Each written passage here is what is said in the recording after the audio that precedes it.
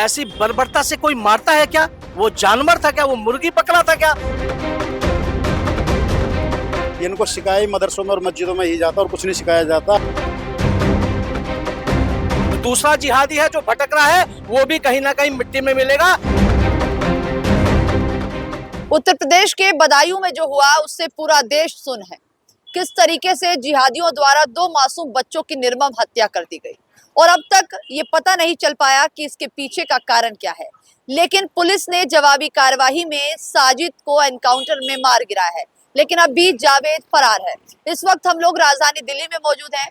दिल्ली में इस घटना के बाद कहीं ना कहीं लोगों के अंदर गुस्सा और गम दोनों को देखने को मिल रहा है। इस वक्त कुछ लोग हमारे साथ हैं। इस घटना के बाद दिल्ली में क्या हाल है और लोग क्या सोच रहे हैं, वही जानने के लिए आज जनता के बीच में है। सर, क्या नाम है आपका? दयानंद। दयानंद जी, क्या कहेंगे, बदायूं की घटना को कैसे देख रहे हैं? मैडम, बदायूं की जो घटना हुई है, ये ऐसी घटना जो रोंगटे खड़े कर देने वाली है। आज भारतवर्ष में रहने वाला हर एक परिवार, हर एक माँ अपने उस बच्चे को लेकर चिंतित होगी जिसका बच्चा 18 साल की कम आयु है या 18 साल की ज्यादा आयु का है। क्योंकि जिस प्रकार से, जिस बर्बरता के साथ जिहादियों द्वारा, ये कोई पहली और आखिरी घटना नहीं है। हम हर बार देखते हैं इस प्रकार की, वो आते हैं इस प्रकार की बर्बरता के साथ। किसी माँ का बेटा, किसी बहन का भाई, किसी का पति का सुहाग छीन के हमसे चले जाते हैं और सरकार कुछ नहीं करती है। फिर भी वर्तमान की उत्तर प्रदेश की सरकार को मैं दंडवत होकर प्रणाम करता हूं, जिन्होंने तुरंत कार्रवाई करते हुए जिहादी को मिट्टी में मिलाने का काम किया है। इसके लिए वो बधाई के पात्र हैं। जो दूसरा जिहादी है जो भटक रहा है, वो भी कहीं ना कहीं मिट्टी में मिलेगा। ये हमें पूर्ण विश्वास है योगी सरकार के कार्यकाल से।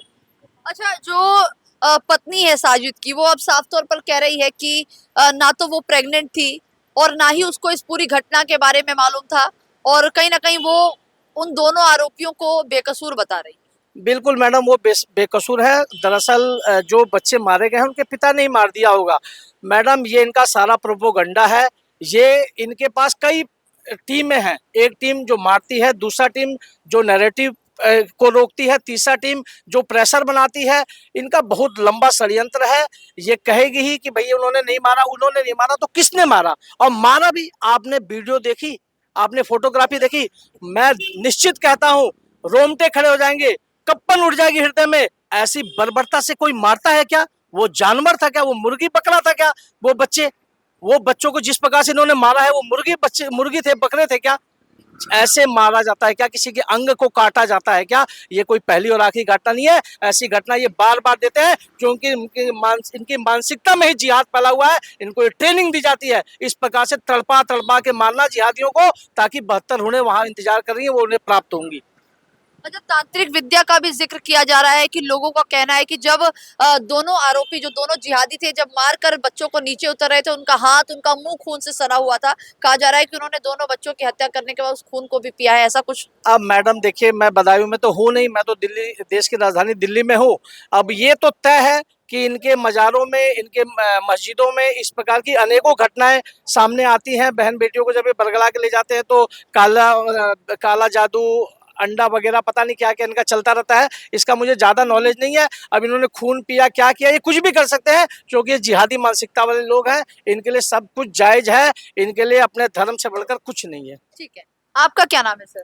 मेरा नाम जी धर्मपाल पहलवान है। धर्मपाल जी, क्या कहेंगे, इस घटना को कैसे देख रहे हैं? इस घटना को जी देख तो क्या सकें, बस ये है कि आग लगी हुई है कि इनके साथ ऐसा होना चाहिए कि इनकी आगे आने वाली जितनी नस्लें हैं ना, किसी के साथ गलत काम ना करें। छोटे छोटे बच्चों के साथ हत्याएं, लड़कियों के साथ लव जिहाद, ये इनको सिखाया मदरसों में और मस्जिदों में ही जाता और कुछ नहीं सिखाया जाता। अगर इनको पढ़ना ही है तो स्कूलों में जाएं। क्यों जाते हैं मदरसों में? मदरसों में केवल और केवल हिंदू को काफिर बता के उनको मारना काटना यही सिखाया जाता है, और ये सब चीज़ें सही नहीं है। इनके खिलाफ सख्त से सख्त कार्रवाई होनी चाहिए। सर, क्या नाम है आपका? मेरा नाम हनी है। हनी जी, क्या कहेंगे, बदायूं की घटना को कैसे देख रहे हैं और पुलिस ने जवाबी कार्रवाई में तुरंत एनकाउंटर में एक आरोपी को मार गिराया? बदायूं की घटना, ये कोई घटना आज की नहीं है। हमें कन्हैया लाल को नहीं भूलना चाहिए।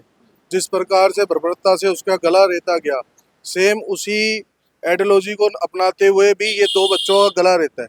सिर्फ फर्क क्या था, कन्हैया लाल की उम्र लगभग 44-45 साल की थी और यहाँ पे 6 साल का बच्चा और 11 साल का बच्चा है, और जिसने मारा उसकी आयु भी 20, 22, 24, 25 साल की होगी। अगर जिस प्रकार से ये अपनी आयु के हिसाब से कार्रवाई करते जा रहे हैं, लोगों को, हिंदुओं को मारते जा रहे हैं, गले रेत रेत के मार रहे हैं, तो इनके पीछे ये कौन लोग हैं जो इनकी मानसिकता को खराब करने का काम कर रहे हैं। अगर जिस प्रकार से अपने धर्म की रक्षा के लिए यदि कोई हिंदू समाज में, अगर कोई हिंदू समाज के युवा अगर सड़कों पे उतर जाते हैं या कोई नारेबाजी लगाते हैं, तुरंत कई सरकारें उन्हें बोलने लग जाती है ये उन्माद फैला रहे हैं, ये दंगा करना चाहते हैं। पर ये लोग ये भूल जाते हैं। आज मैं समाजवादी पार्टी का मैंने ट्विटर हैंडल से मैंने ट्वीट देखा, वो किस प्रकार से कम शब्दों में उस बंदों को बचाने का काम कर रही है। अरे हिंदू समाज के लोगों को इतना बड़ा नुकसान, भाई हिंदू समाज ही तो जाता है नाई की दुकानों पे, सैलूनों पर कौन जाता है? आज कौन करा रहा है? वो लोग तो खत रखते हैं बड़ी बड़ी अपनी अपनी, तो हिंदू समाज ही जाके वहाँ दाढ़ी बनवाता है ना। अब हम कैसे पहचान पाएंगे कि मेरा जो अब्दुल है वो मेरी जो शेप बनाता है, मेरे बाल काटता है, क्या उनकी मानसिकता वैसी है कि नहीं? तो और बाकी मैं यूपी पुलिस का धन्यवाद करूंगा, साधुवाद करूंगा।